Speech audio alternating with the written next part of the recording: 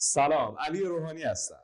و من علیرضا شریفی پناه. خوش اومدید به قسمت دوم از اپیزودهای کستر. در خدمت یه مهمون عزیز هستیم. خودتون رو معرفی کنید. چه مهمونیم؟ محمد حسینم و خیلی خوشحالم که توی این اپیزود همراه شما و امیدوارم که بتونیم انتقال تجربه حالا خوبی داشته باشیم و صحبت بکنیم با هم دیگه در مورد حالا مسائلی که شاید یه جورایی دغدغه باشه یا حتی مثلا مثل یه خوره فکری باشه و همین دیگه. اسپانسر قبلی برنامه چت جی پی تی بود. این دفعه یه جورایی خودمون حالا یه موضوعی رو انتخاب بکنیم و حول همون موضوع بریم جلو. خیلی هم عالی. مهمان ما یه با مجریه بچه‌ها. برو بابا. رشته چیه محمد حسین؟ مهندسی کامپیوتر. ترم 9. ورودی 400. بچه‌ها محمد حسین از کهن ترم‌های ما حساب میشه و پیشکسوت هستن. ما به قیافم نمیخوره ولی خب آره. بله متاسفانه. اولین ترم سنواتی بودن چه حسی داره؟ تازه الان سنوات تشویقی به حساب میاد اینا تا ترم 10، ولی ترم 11 بعد دیگه باید درخواست کمیسیون و این داستانا بدی که دانشگاه اجازه بده که تو بتونی ادامه بدی دوباره. ولی خب حقیقتش از بدر ورودم به دانشگاه من اصلا با یک تصوری اومده بودم که قراره برنامه نویس بشم، قراره نمیدونم برم توی شرکتی کار بکنم، قراره کلی شبکه سازی بکنم توی همین آره دیدم نه سرش گرده متاسفانه. ولی خب یک سری شرایطی هم بود این وسط که حالا یه جوری هم خودم مقصر بودم هم یعنی دست خودم هم نبود اون شرایط. و مثلا چون سر کارم میرفتم من اون بازه زمانی که فکر میکنم کرونا هم بود. شما بعد ورودتون به دانشگاه با کرونا بودش؟ من آره من و هم ورودیای خودم مجازی درس میخوندیم و اینجوری بود که خب دیگه سر کار میرفتم و چون موقع لپتاپم نداشتم با یه تبلت به نوعی من کارو خودم راه مینداختم. با یه تبلت اومدیم به قول ما شنا رو از زمین خاکی شروع کردیم. ولی خب دیگه قشنگ انقدر تو زمین خاکی بودیم دیگه چیز شدیم، فرسوده هم شدیم وسطای راه و یه ذره همچین شرایط قاراش میشد. ولی خب دیگه حالا یه سال سنوات تشویقی با سنوات عادی چه فرقی داره؟ سنوات عادی دیگه تا ترم 8 دیگه، یعنی ترم 8 نرمال ترین حالتیه که تو میتونی سپری بکنی. ولی خب مثلا حالا من نمیدونم به اون صورت، یعنی اطلاع دقیقی ندارم، ولی سنوات تشویقی مثلا اینجوریه که خب از ترم 8 که رد شدی، حالا چون دانشجوی مهندسی دیگه قراره کونت پاره بشه، ببخشید اینو بوق بذاریم، قراره پاره بشی این وسط دیگه تا ترم 9 و 10 معمولا مجازی. مثلا رشته‌های غیر از رشته‌های مهندسی مثلا علوم پایه هم همینجوریه الان. حالا من یه چیزی که شنیده بودم اینه که این داستان سنوات تشویقی رو برای بچه‌های حالا ورودی ما رو نمیدونم ولی 402 به بعد رو حذف کردن. یعنی اینطوری نیستش که اوکی شما باشین با وجود این که حالا مثلا ترمتون گذشته، یعنی ترم 8 که بلافاصله تموم میشه همون سنوات عادی برای. ولی خب حالا یه حسی شاید بهم میگه که این بیشتر برمیگرده به همون 3 ساله شدن کارشناسی. نمیدونم، ولی با توجه به چیزایی که من الان دارم تو این دانشگاه میبینم این 3 سال رو هم رد میکنه. شاید نمیدونم واقعیتش، ولی خب به قول یکی از بچه‌هایی که خیلی صمیمیم باش، ما و محمد حسین رفتیم برای 4 سال دوم و اگه نفرین کاندید بشم من به شخص خودم میخوام چیز بشم، آره کاندید بشم، روحانی هم هستم. درد و نفرین از سنوات تشویقی یعنی اینجوریه که عادیه، یعنی تفاوتی نمیکنه. تو خوابگاه تو بهت مثلا اگه حالا خوابگاهی که نیست من که نه، ولی خب خوابگاه اگه داشته باشی بهت میدن. طول سلف دو برابر نمیشه. اونو اطلاعی ندارم، نمیدونم چجوریه سلف خب چجوریه. من که الان مثلا سلف آزادم الان بسته شده، ولی خب میتونم برم دوباره اداره تغذیه و تمدیدش بکنم. آره. خود سلف چی؟ خود سلف فکر کنم یک ذره اون هزینهش فکر کنم یه خورده بیشتر میشه برای من، نمیدونم، چون من که خودم حقیقتش از سلف اینجا استفاده نمیکنم، غذای مامان پز میخورم. نمیدونی چقدر بده. ما وقتی اومدیم دانشگاه 90 کیلو بودیم، حالا علیرضا نمیدونم، من 90 کیلو الان 85 کیلو توی یه هفته یا 2 هفته. چند وقت بود؟ یه ماه شد، شاید باورت نشه. برگ‌هایی هست یه ماه اومدیم دانشگاه. چه احساسی داره میونه کلامت هم هست به عنوان بیرجندی داخل دانشگاهی هستی که تو شهر خودت؟ حس خاصی ندارم واقعیتش، یعنی دیگه منم به همون اندازی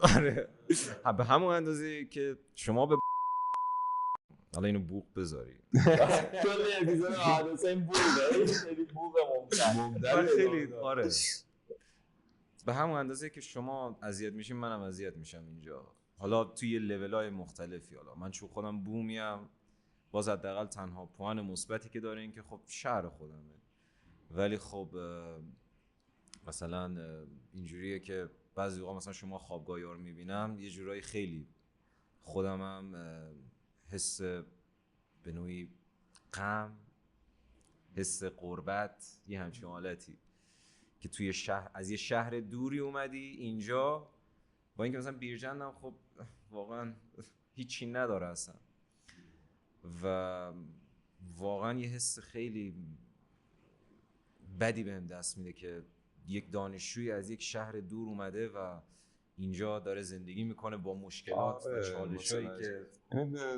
تو ذهنت که از یه شهر دیگه اومده و دنبال حالا اینه که توی دانشگاه خوبی با یه شرایط استیبل تری باشه، ولی میدونی به عنوان دانشجوی شهر دور، حالا فکر کنم اپیزود قبلی هم صحبت کردیم یکم راجبش، خب یه سری باگ‌هایی داره، یه سری معایبی داره، یه سری مزایایی.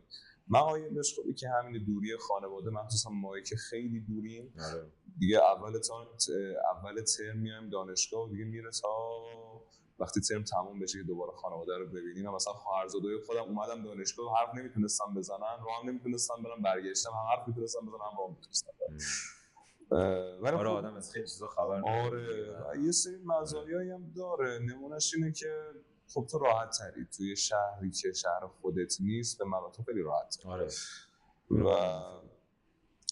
خب خیلی دستت بازتره، به قول ما بی‌آبرویی و اون داستان خوابگاهه، همین که داخل یه محیطی هستی که از اقشار مختلف جامعه توشون هستن، خیلی کمک میکنه تو رو برای اون استقلالی که مخصوصا برای ما پسرا در آینده باید بهش برسیم. حالا فکر کنم علیرضا موافق باشه با من، شخصیت رو کلا عوض میکنه. یک سری چیزهایی که خیلی گارد به روش ازش کوتاه میای، روی یه سری موضوعات مهمتری تمرکز میکنی و در کل ما یه سری چیزای خوب داره، یه سری چیزای بدی ولی خب موافقم بود. منم دارم برای خانواده‌ام تنگ شد. ولی خب میدونی یکی از خوبیای دانشگاه به نظر من میشه به این اشاره کرد که سوای بحث این که حالا داری اینجا درس میخونی، حالا من به این مسئله هم حالا یه اشاره میکنم، همین بحث درس خوندن و این داستانا بیشتر برمیگرده به ارتباط گرفتن با آدما و اینکه تو بتونی در آینده یک شبکه ارتباطی رو درست بکنی که بعداً به دردت بخوره برای آینده خودت و همین بحث استقلالی هم که میگی، بتونی حالا یک کریر خودت رو بسازی. توی دوره دبیرستان جمله‌ای که ما خیلی از حالا معلمامون میشنیدیم این بود که شما به محض اینکه پاتون رو میذارین توی دانشگاه راحت خواهیم بود، در صورتی که اصلا اینجوری نیست، بلکه شما همون درسای دانشگاه رو میخونین ولی خب با شاخ و برگ بیشتر، با سختی بیشتر و چالش‌های بیشتر که تو زندگیتون قرار تجربهش بکنی. حالا من دانشجوی بومیم ولی مثلا یک نفر از یه شهر دوری از یه جایی میاد وارد دانشگاه میشه و این چالش‌ها هم تازه به زندگیش اضافه میشه، پس در نتیجه راحت نیستیم و خیلی از حرفایی که معمولاً بهمون میزدن قبلا در خصوص دانشگاه کاملا اشتباهه. یعنی شما اینجا خیلی بیشتر از قبل درس میخونی، شما خیلی بیشتر از قبل با چالش‌های مختلف روبرو میشی، تجربیات مختلفی رو توی زندگی کسب میکنی و به نظر من تجربهش بکنی. حالا ارزش یک بار تجربه کردن رو داره دانشگاه. موافقم. یه بار. آره. خب پس چون یکی از سوالامون هم هستش، برگردی به گذشته بازم میای دانشگاه؟ اگه من برمیگشتم به گذشته، آره میومدم دانشگاه.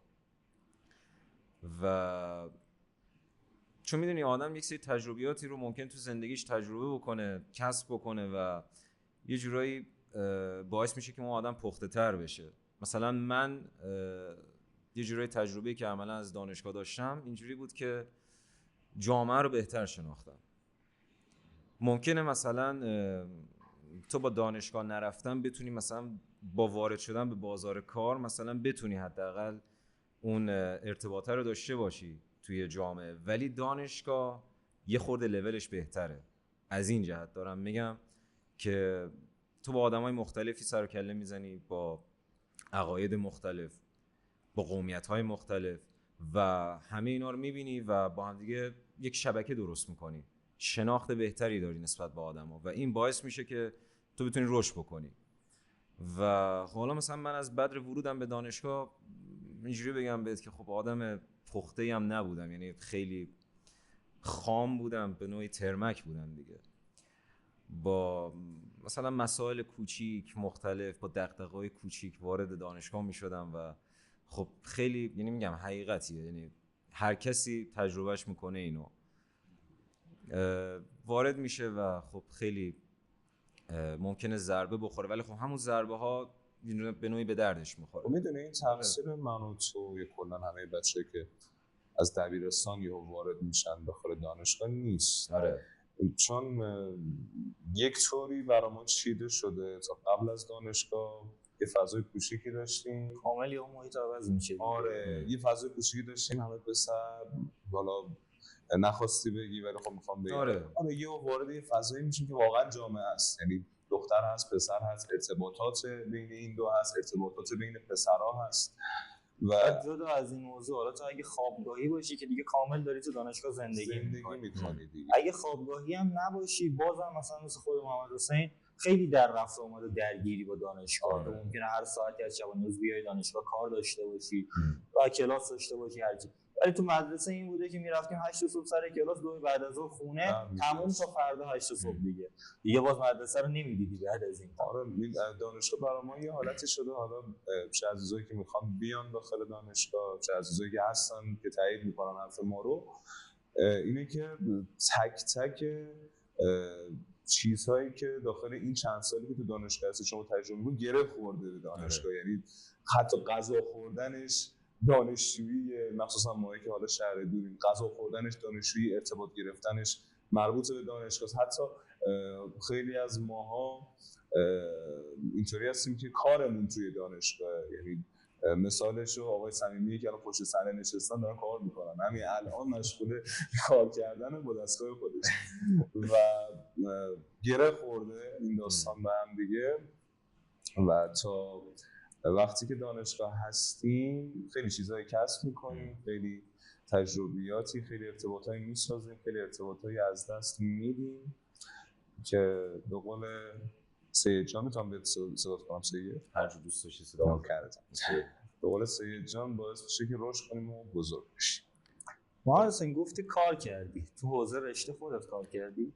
نه، میدونی اینجوری بگم بهت که آدم ممکنه توی رشته تحصیلی مشغول به درس خوندن باشه، ولی خب مثلا من نمونه یعنی قشنگ واضحی میتونم ببینم از تو خود دانشگاه که طرف ممکنه مثلا رشته تحصیلیش مهندسی باشه ولی خب مثلا توی حوزه چه میدونم تولید محتوا داره کار میکنه، یا مثلا خود من، حتی مثلا من خودم رشتم مهندسی کامپیوتره ولی مثلا یک شرکتی دارم تأسیس میکنم توی حوزه مواد غذایی و میگم یعنی ممکنه آدم اون مسیری رو دنبال بکنه که خب مثلا مربوط به رشته خودش هم نباشه و حالا بعضیا ممکنه زودتر به این نتیجه برسن، بعضیا ممکنه یه خورده دیرتر، ولی خب هیچ وقت دیر نیست.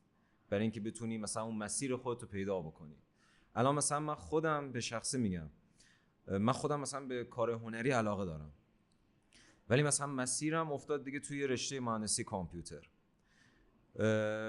حالا با اینکه مثلا ناچارم، یعنی باید ادامه بدم این مسیر رو، ولی اگر حالا اون انرژی 18 سالگیمو داشتم، اگر اون شرایطش مهیا بود، این مسیر رو که تموم کردم دوباره میرم اون علاقه‌مو دوباره دنبال میکنم. یعنی چون آدم توی رشته‌ای که مورد علاقهش نباشه، پولدار باشه، خیلی بدتر از اونیه که مثلا تو رشته مورد علاقه خودش بیکار باشه. بذار اینجوری بگم، فکر یه جورایی چیز گفتم، بذار اینجوری بگم، سخت گفتم. آره یه ذره سخت‌تر گفتم. آدم توی رشته مورد علاقه خودش بیکار باشه خیلی بهتر از اون کسیه که تو رشته‌ای که اصلا بهش علاقه هم نداره پولدار باشه و بره کار بکنه اصلا. پس به صورت کلی حالا کار کردن رو تو دوران تحصیل توصیه میکنی؟ کار کردن توی دوران تحصیل بستگی داره. یعنی مثلا یکی هستش که میتونه در کنار درس خوندن بره کارم بکنه، ولی مثلا من خودم به شخصه، یعنی چون یک آدمیم که نمیتونم روی 2 مسئله فوکوس بکنم، همزمان هم کار بکنم هم درس بخونم، از هم گسست. آره یه ذره قشنگ وام میشم. مثل من تک بودی. آره تک پروسسور دقیقاً. ولی دیگه بستگی داره. ممکنه یه آدمی باشه که بتونه هندل بکنه اینو، ممکنه اصلا 3 جا هم کار بکنه. آره ببین بستگی خیلی داره به کارش اصلا. یه نفر هستش کارش اونقدی وقتی ازش نمیگیره، در کنارش درسش هم میتونه کنه. یه نفر دیگه هستش که نه، تمام اصلا هدف اومدنش به دانشگاه اینه که من میخوام ارتباطم بسازم، پول در بیارم. یعنی از همین الان دنبال پول در آوردن است. یه نفر هم هستش که نه، من میخوام فقط از دانشگاه به یه جایی برسم که اون خوبه تمرکزش رو میذاره روی درس خوندنش. یعنی شما باید ببینید که اون به اصطلاح هدف والایی که مد نظرتونه که میخواین بهش برسیم چیه. و اینم بگم که به نظرم خیلی از ما تازه وقتی وارد دانشگاه میشیم میفهمیم او من مثلا یه چیزی رو دوست داشتم ولی اصلا خبر نداشتم که اینو دوست دارم. یعنی میریم پیش، میریم سمتش که اونو به یه نتیجه‌ای برسونیم. و اینم برمیگرده به این که ما درست بزرگ نمیشیم دیگه. خب تو داخل کشورهای دیگه ببینی اصلا کاری مثلا ما الان هنرستان رو داریم که خب طرف مثلا میره حالا با توجه به رشته‌اش یه سری کارهای عملی انجام میده، ولی داخل کشورهای دیگه بری نگاه بکنی کلاس نهمشون میرن همینطوری مثلا 1 ماه در ترمشون و در سالشون ها میرن مثلا چند یه بار نقاشی بررسی میکنن، یه بار مثلا میرن تو حوزه برق کار میکنن. همینطوری میبینید تو 1 سال تحصیلیشون میرن چندین تا رشته مختلف رو تست میکنن، متوجه میشه طرف به چی علاقه داره، استعدادش چیه، با توجه به اون میره مثلا کارش پیدا کنه. میدونی مشکل از سیستم آموزشی آره. خیلی توی خیلی از مسائل عملا خیلی جاها ما مقصر نیستیم واقعا. یعنی چی ببخشید واسه طرف یه جاهایی البته خیلی مقصر هستیم ها.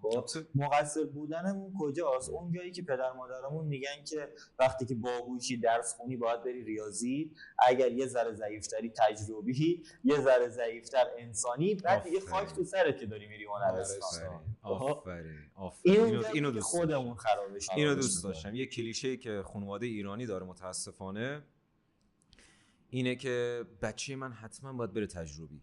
خیلی مثلا بچه من باهوشه، دوست داره دکتر بشه، با اینکه تو دوست داری اون دکتر بشه، در صورتی که اون بچه شاید دلش میخواد بره یه سمت دیگه‌ای، بره سمت یه هنر دیگه‌ای یا اصلا یه علاقه دیگه‌ای. و میگن که آقا انسانی مثلا یک رشته‌ایه که خب همه کودنا مثلا میرن، حالا ببخشید ولی خب کلا این حقیقت متاسفانه، یعنی یک کلیشه‌ایه که جا افتاده. یعنی مثلا من خودم اگه رشتم انسانی بود قطعا میرفتم حقوق میخوندم یا جامعه شناسی میخوندم، چون به نظر من مباحثش واقعا جالبه. ولی خب حالا دیگه ما مسیرمون شد ریاضی و دیگه رفتیم سمت مهندسی. ولی خب کلا دارم میگم یعنی علاوه بر سیستم آموزشی یه جایی هم مقصر خودمون هم هستیم و یه جاهایی هم خانواده خیلی دخیله تو این موضوع. و همون کلیشه‌ای که گفتم اگه مثلا بچه من خیلی باهوشه باید بره تجربی، یه ذره پایین‌تر بود بره ریاضی، و اگه مثلا دیگه خیلی چیز بود دیگه بره انسانی، در صورتی که این غلطه. البته میونه کلامت اینم بگم که خب خیلی هستن که ترس تلف شدن عمرشون رو دارن. یعنی یه مثال بارزش خود من خیلی دوست خود داشتم، منم همینجوریم. آره خیلی من خودم دوست داشتم رشته انسانی بخونم، ولی خب اون موقعی که موقع انتخاب رشته بود نمیدونستم علاقم چیه. تا کلاس نهم که تازه میخوای وارد دهم بشی و وارد دبیرستان بشی اینا، همه معدلمون هممون 20 بوده، یعنی بالای 19 بوده. یعنی من هر رشته‌ای که می‌خواستم میتونستم برم. و کلا فکر می‌کنم 90% افراد خیلی اطلاعاتی در مورد رشته‌ای که میرن ندارن. و اونجا چی شد؟ گفتم که خب من که هر رشته‌ای که بخوام میتونم برم، از اون ور هیچ علاقه‌ای هم به هیچ رشته خاصی ندارم. خب پس منطقی تصمیم بگیریم.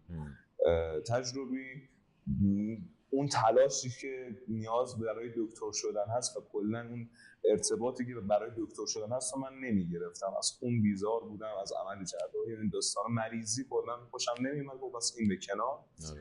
رشته انسانی موند و رشته ریاضی، هنرستان و دیگه نمیدونم فنی حرفه‌ای که بماند. اون اصلا جزو آپشن ها حساب نمیشد حداقل اون زمانی که من می‌خواستم انتخاب رشته کنم. و انسانی بود و ریاضی حقیقتا واقعا با همین چیزی که گفتین که آره بچه‌هایی که شاید مثلا یکم پرتن و اینا میرن انسانی، تو خب پس من که درسم خوبه میرم ریاضی. در صورتی که اگر من رشته انسانی رو همون موقع انتخاب می‌کردم خیلی اوضاع بهتر، خیلی روح و روان شادتری داشتم، فشار کمتری داشتم. چون البته حالا ببخشید یه بحثی هم هستش اینه که شما داخل رشته‌ای که علاقه‌ای بهش نداری و فشار روانی زیادی داره نمیتونی خوشحال باشی. در صورتی که برادر من همین الان خب عاشق رشته انسانیه و رفته تیزهوشان که دیگه سخت‌ترین شرایط رو دارن داخل دبیرستان برای بچه‌ها دیگه، ولی داره لذت میبره. میگه من عشق میکنم که درس‌ها رو که میخونیم با اساتید که ارتباط میگیرم و داره لذت میبره. من خوشحالم که این مسیری که من اومدم تا اینجا رو نرفت. و یه چیز دیگه هم که میخواستم بگم همین ترس از اینه که خب من سالایی که درس خوندم و یه وقت تلف نشده باشه. یعنی من خودم چندین بار داخل دبیرستان، چند تا سالای اول دانشگاه میتونستم انصراف بدم، میتونستم تغییر رشته برم دنبال علاقم، ولی اینطوری بودم که آقا من 5 سال 6 سال از عمرم گذاشتم برای این درس حداقل به این نتیجه برسم. یعنی حداقل تو شخصیت من اینطوریه. این ترسا هم باید یه جوری هندلش کنید دیگه. سعی کنید این جزو اون چیزایی که مقصر انگار خودمونیم بعد درستش بکنیم. البته خب میدونی هیچ وقت برای تغییر دیر نیست. یعنی ولی خب همیشه هم این زمان در دسترس ما نیست. بازم یعنی توی همین بازه زمانی یعنی دهه 20 زندگیمون یه جوری ممکنه، چون میدونی کلا دهه 20 زندگی ما اینجوریه که مدام تغییر مسیر میدیم، مدام ارتباط عوض میکنیم، خیلی چیزا امتحان همه چی با آزمون خطا میره جلو. آره. که بعد در نهایت به یک وضعیت استیبلی میرسی و دیگه میفهمی که آره این مسیری که من برم درسته. اصلا سن عجیبی هم هست. نگاه کنی یه نفری تونسته میلیونر بشه، میلیاردر بشه، موفق شده، یکی ازدواج کرده، یکی توی پاس کردن درساش مونده. یعنی توی سن خاصی هستیم. حالا احتمالا مخاطبای ما هم همینطوری باشن که هی این احساس این که عقبمو دارم، یعنی ممکنه عقب‌تر باشم چون یه سری خیلی جلوترم، یا که من جلو هم چون یه سری عقب‌ترم. بخوام یه حرف کلی راجع به این موضوع بزنم، این که زیاد عجله نکنید. انقدر کار امتحان خواهید کرد توی حوزه‌های مختلف تا اون علاقه و اون استعداد و اون چیزی که ازش میتونید زندگیتون رو به اصطلاح به ثمر برسونید و حاصلش رو برداشت کنید و پیدا میکنید. محمد حسین من هر دفعه همینطوری محمد حسین یه سوال میخوام بپرسم. بپرس. خیلی خوب. خیلی تاثیرگذار بود. رفتاری بوده که الان ازش پشیمون باشی، مثلا الان که بهش نگاه میکنی میگی مثلا چرا فلان کارو تو ترم 1 کردم. تو روند درس خوندنت نه ها، کلی مثلا چرا تو دانشگاه فلان کارو کرد. زیاد، خیلی زیاد. چند سال یعنی آره آره مثلا خود میدونی آدم اشتباه زیاد میکنه تو زندگیش و خب همین اتفاقا باعث میشه سرش به سنگ بخوره و بعد همین اتفاقا یه جورایی کاری بکنه که کلا شخصیتش، اخلاقش هم به همون ترتیب دچار تحول بشه اصلا.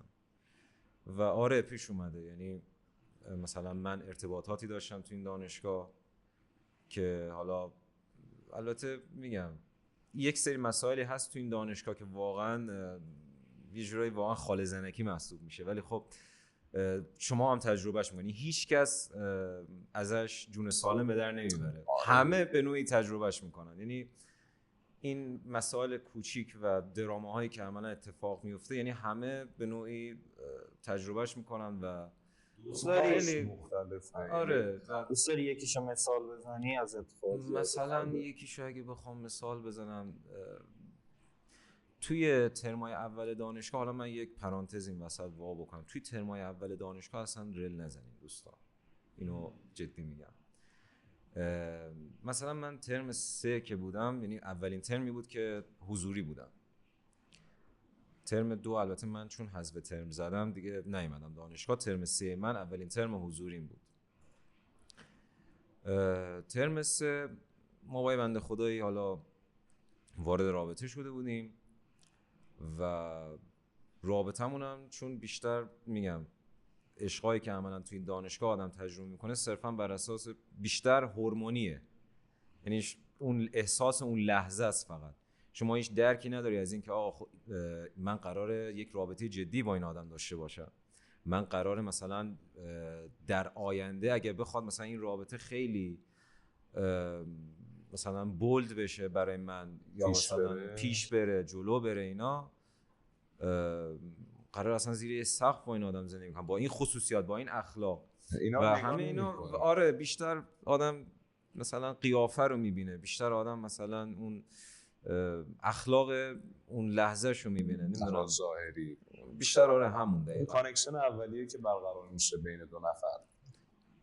خوب داری چیز میکنی، من چون مترجم خوبی آره دقیقاً، چون مثلا خیلی از کلماتو ممکنه واضح نگم ولی علی خوب چیز میکنه. آره بعد دقیقاً میشه گفت اینجور رابطه ها کلا زیاد طول نمیکشه، یعنی مثلا حالا چه 1 ماه و نیم، چه حتی ممکنه 1 سال و خب بعدش به جدایی ختم میشه. و میدونی یک بدی که وارد رابطه شدن داره اینه که خب تو دانشگاهی دیگه، تو یک محیطی هستی که داری درس میخونی و بعد ممکنه چهره اون آدم رو ببینی تو دانشگاه و خب این مثلا دانشگاهی که شهر کوچیکی هم هست، یک محیط کوچیکی هم هست و خب من این اشتباهات رو داشتم و سرم بد به سنگ خورد سر این اتفاق و یه جوری البته خوشحالم که اینو ولی تجربه کردم. اینجوری بگم که حداقل از این جهت به این پختگی رسیدم که به این، ولی بازم با این که مثلا من الان 22 سالمه بازم ممکنه خیلی از کارا رو مثلا هنوز تجربه نکرده باشم و ممکنه هنوزم مثلا به اون درجه از چی میگن عرفان و معرفت نرسیده باشم، یعنی هنوزم بچه محسوب میشم. خب نه. ولی خب میدونی یه سری از اشتباهات رو به نظر من آدم باید تجربهش بکنه که بعداً کاملا میدونی یه سری غربال برای خودت درست میکنی به واسطه اون اشتباهه، یه سری فیلتری که تا قبلش نبوده. و بعد از اون داستان میگی خب من این چیز رو رد کردم و اینطوری به فنا رفتم، پس این بعد باشه. البته یه سری چیزا اشتباه نکنی متوجه نمیشی راه درسته کدوم یکی بوده. اصلا یه مثال ساده بخوام برات بزنم، ما خودمون اگه که اون نوره در هفته قبلی نمیخورد داخل صورتمون اون شکلی نمیشد، الان این ور ضبط نمی‌کردیم که یا مثلا اینکه مهمونمون یهو وارد نشه که فوکوس دوربین به هم بریزه، یا مثلا نظرات و انتقاداتی که شما دوستان عزیز برامون فرستادین و نوشتین. آره ما لایو چیز داشتیم، نقد لایو داشتیم. دوربینا رو فوکوس می‌کردی، اسمش یادم صمیمی از پشت صحنه دوربینای ما رو یه چکی بکن، دوربینا رو یه چکی بکن. آره خب ادامه بدیم. سوال بعد یکی از سوالامون که خب تقریبا الان بهشم جواب دادی دیگه داخل این سواله، همین بودش که پس رابطه رو داخل دانشگاه تجربه داشت؟ نه پیشنهاد نمی‌کنی. پیشنهاد البته خب بستگی داره ها، ولی ترجیحاً این کارو نکنیم بهتره. حداقل ترمای اول. آفرین. یا مثلا حداقل یه خورده برین جلوتر اول، آدمای مختلفی رو ببینین. علی از اون پشت داره لایک نشون میده. آره دوستان آره زخم خورده. وسط صحبتتون نور یکی مقدار کمتر لایک. خب اگر اوکیه چرا داری از پشت صحنه به ما اینو میگی؟ آقا بذار صمیمی بیاد اینجا. میاد آقای صمیمی هم میاری. آره میخوام تکی بیام صحبت کنم بیاری. نه باید بیای. نه چی نمیخوام بیا سلام، من هنوز نمیدونم چرا اینجا. من خودم نمیدونم. هر کی میاد اینجا نمیدونه چرا، ما حتی نمیدونیم. شاید باورتون نشه من اصلا نمیدونستم موضوع امروز برنامه چیه. اومدم اینجا متوجه شدم قراره یه سری سوال بپرسم از محمد حسین، نمیدونستم اینو قراره بیاریم. بریم. عجیب ترین خاطره ای که از دانشگاه داشتی چی بوده؟ عجیب بود نبود؟ حالا کلا ماهیت دانشگاه عجیبه. عجیبه اصلا. کلا عجیب غریبه. دیدی؟ و خاطره که خیلی زیاد، یعنی دیگه 4 سال اینجا بودم دیگه، این 4 سال خاطرات زیاده که اینقدر زیاده که اصلا نمیشه پس تعریف هم نمی‌کنیم و میریم سوال بعد. حالا میخوای بگو یه دونه. نه آخه واقعیتش کلا ماهیت دانشگاه یه جوری که عجیبه اصلا و آدم نمیدونه کدومو بگه اصلا. قبل از اینکه بیای دانشگاه بک‌گراند ذهنی از دانشگاه داشتی؟ مثلا من به شخص خودم اینجوری بودم که خب مثلا مختلط که هست اوکی این هیچی، اینا همه میدونم. بعد خیلی مثلا دختر پسرا با هم دیگه اوکی ان، با هم دیگه مثلا رفاقتی مثلا میشن پروژه هاشون رو انجام میدن، چه میدونم مثلا ساختمونه، یعنی مثلا یه تصوری آدم خودش داره. حتی من واسه خودم داخل این فیلم ها رو دیدی که عین کلاس مشترکا اینطوری پله پله میره پایین ولی اینطوری گرده، تو فیلم ها این نما رو خیلی نشون میدن. من واسه خودم مثلا این بک‌گراند رو داشتم که مثلا کلاسای دانشگاه این شکلیه. آره منم این بک‌گراند رو داشتم. این چیزایی که میگی رو فکر می‌کنم اول صحبت هم گفتم. من بک‌گراندی که من از این دانشگاه داشتم اینجوری بود که خب قراره مثلا بهتر کنم، قراره مثلا برم برنامه‌نویس بشم، قراره برم توی حوزه کامپیوتر کار کنم، ولی خب نشد. گرده. آره اینا رو بوق بذاری حتما. 31 تیرو ما بچه میذاریم داخل پادکست. تایم خوبی. آره شما تصور داشتین؟ من هنوز هم که هنوز باورم نمیشه. نه من داشتم و اون زمان تو ذوقم نخورد. آره ولی خب در واقع همون دبیرستانه ولی با یه شاخ و برگ بیشتر، یعنی هیچ فرق آنچنانی نداره به اون صورت. سیستم آموزشی همون سیستم آموزشی. آره می‌بینین اینطوریه که مال من یادم نمیاد چند سال 12 سال درس می‌خوندیم بعد می‌مدیم دانشگاه. یعنی چی یادم نمیاد؟ یعنی چی یادم نمیاد؟ زیاد مهم نبود، اهمیت نداشت چند سال درس خوندم. ولی اینطوری بودم که خب ایول 12 سال مثلا توی یه شهر، حالا شهر ما هم کوچیک بود، یه شهر کوچیک بود اینا، حالا یه دانشگاه شهر دور قبول شدی میری راحت عشق حال بهتره کن اینا. اومدیم دانشگاه دیدیم وسط کویر هم هست، وسط کویره، ملت اسکولن، یه مش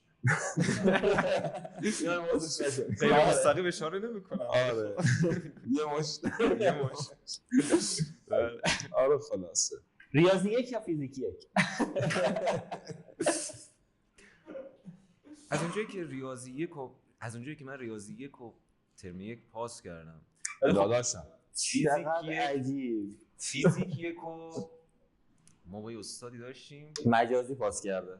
نه دوستان من بین اینجام تنها کسی هم که هم فیزیک 1 هم ریاضی 1 و ترم 1 پاس. من یه ترم تابستونی برداشته بودم فیزیک 1 و هم برگه میان ترمش و هم پایان ترمش رو سفید دادم. البته شما این کارو نکنید اصلا، پیشنهاد نمی‌کنم. اگه مثلا دیدین استادی خیلی خوبه این کارا رو نکنین، بشین درس بخونین جدی. آقا فقط یه ترم تابستونی داشتم من، چون برگه میان ترم و پایان ترمش رو سفید داده بودم، ولی تمریناشو براش مینوشتم. یعنی اون تمرینایی که مثلا بین ترم به بچه‌ها میگفتم من براش حل می‌کردم. بهم 12 داد. دمش گرم واقعا. ولی خب این کارا رو ترجیحاً انجام ندید. یعنی شما درستون رو بخونید. حالا تلاشتون رو بکنید. یکم ترمتون که میاد بالاتر درس هم میخونید ولی نمیتونید درس رو پاس کنید. مثلا اگه مهندسی باشید. آره. اینجوری. خیلی ولی در مورد ریاضی 1 بگم. بگو. ریاضی 1 رو که من ترم 1 پاس کردم، بعد 5 ترم ریاضی 2 رو پاس کردم دیگه این بار. من هنوز ریاضی 2 پاس نکردم. 2 بار قراردادشون افتادم دیگه پاس نکردم. اینور نداشتم. دیگه اونا رو برای آخر رو بذار دیگه. آره دیگه. برای همین من فیزیکی 1 رو ترجیح میدم به ریاضی 1. چون راحت با 12 من ریاضی 1 رو نیازی پاس کردم. من با یه سلیمانی پاس کرده بودم اصلا یادم نمیاد. 4 سال پیش بود. بنده خدا اصلا دیگه نیست اصلا دیگه. الان به عنوان پیرمرد دانشگاه پیرمردی دیگه، الان 4 سال و نیم شد تو دانشگاه داری زجه می‌زنی. خودمونم پیرمرد البته دیگه. نه ما هنوز 1 سال از محمد حسین جلوتر. اون تا برسیم. من هنوز آرزو دارم. کار به جای رسیده که من دارم شما رو نصیحت میکنم. آره. به ورودیه 404 چه باها 404 چه توصیه‌ای داری؟ چه توصیه‌ای دارم؟ جدا از این که از اول ویدیو ریل نزنید بچه. ریل نزنید. یک مورد اول ریل نزنید و ریل نزنید. نه اینجوری نه.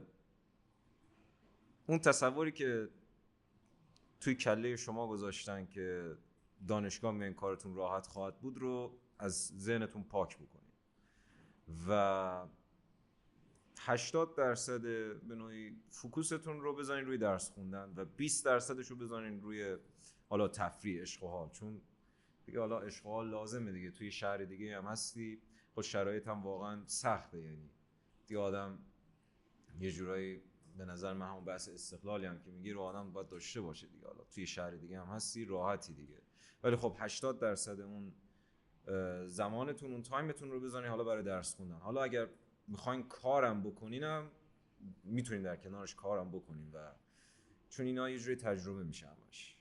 آره عمرتون رو داره میگه. آره عمرتون. این که حالا 4 سال شما بزنید به تفریح و کارهای فان و طنز. آره 4 سال دوباره خودتون هم ببرید گاوداری. آره خودتون هم ببرید گاوداری، مخصوصا گاوداری گاوهای ماده. بعد از 4 سال چیزی برای ارائه ندارید. حداقل درستون رو بخونید. من مدرکمو سر تایمش رسیدم بگیرم. کار یاد گرفته باشین یا کار می‌کردین، پول درآوردین، خرج کردین برای خودتون، تفریح کردین. تفریح همیشه هست. می‌دونید یه حرفی هستش که میگن 4 سال 5 سال 6 سال سختی بکش که مابقی عمرت حداقل کمتر سختی بکشی. تا 4 سال 5 سال فقط تفریح کن که مابقی عمرت فقط سختی بکشی. آره حواستون به خودتون باشه. ما حواسمون بهتون هست. علی به ما میگی که چند دقیقه سوز رفتیم؟ مرسی. یعنی یوزلس ترین آدم ما تو بک استیجمون داریم. 46 دقیقه. آقا بنده خدا داره زحمت میکشه. دمت گرم. ما اینجا مورد به تایید منی. عنوان تا سال آخر ترجیح میدی که داخل شهر خودت که الان هستی دانشگاه باشی یا خوابگاهی میبودی؟ درسته که خوابگاه رو تجربه نکردی. قطعاً خوابگاهی میبودم. خوابگاه؟ آره. یکم بازش. از این جهت که مثلا من چون دانشجوی شهر خودم تو شهر خودم دارم میرم دانشگاه باز برمیگردم خونه، اون حس استقلاله رو من تجربه نمیکنم. میگیری چی میگم؟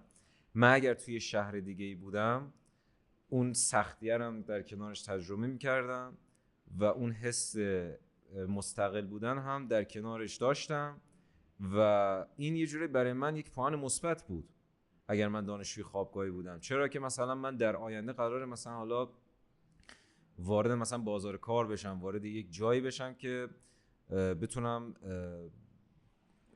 از طریق همین رشته افکارم یه ذره چیز شد، ولی خب در کل من خوابگاهی بودن رو ترجیح میدادم. میگیری چی میگم؟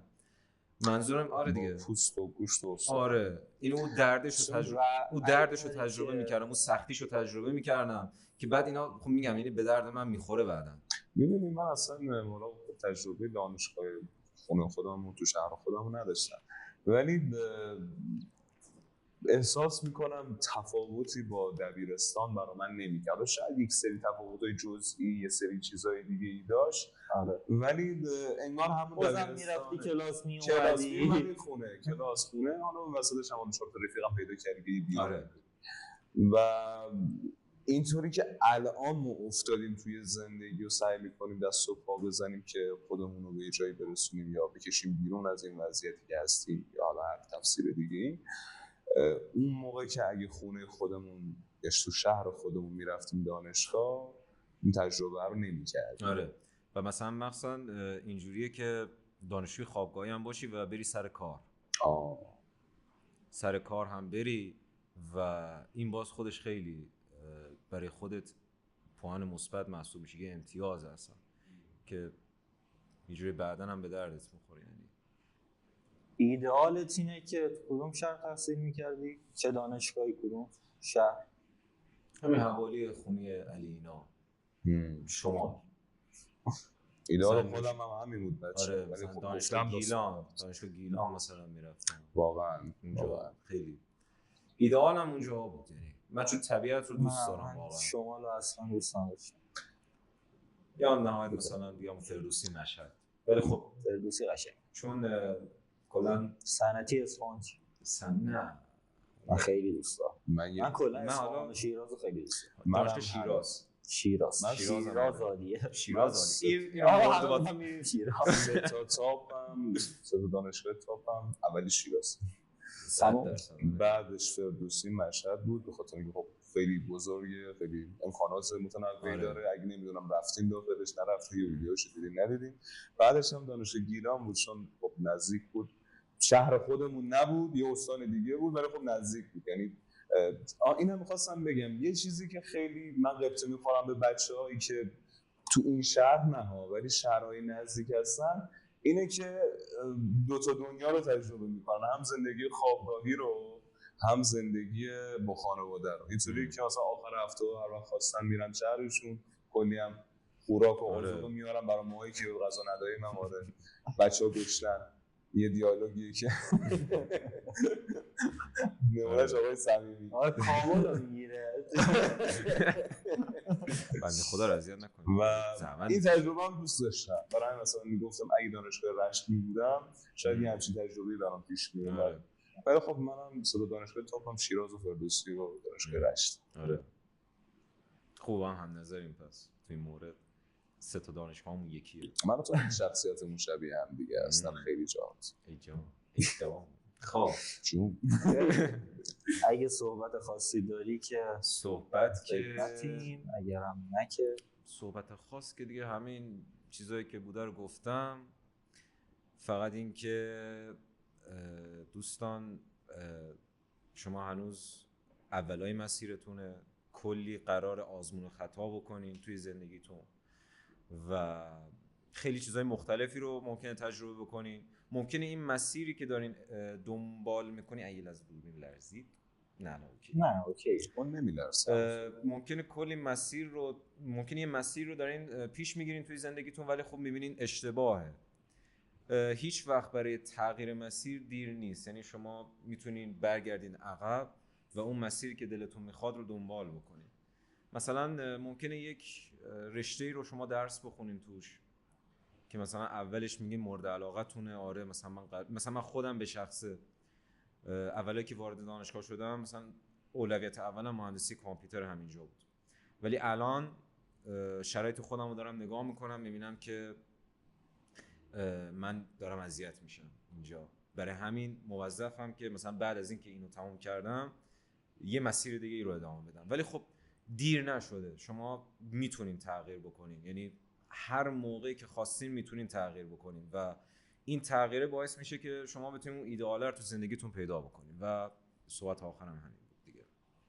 خیلی دست در میتونی با دوربین خداحافظی بکنی. حتما سابسکرایب کنین چنل رو، زنگوله رو هم زنگوله آره زنگوله رو زدی. آره خیلی سختش کردی ادیتشو. خیلی خوب دیگه. من که دیگه یه خداحافظی هم بکنیم.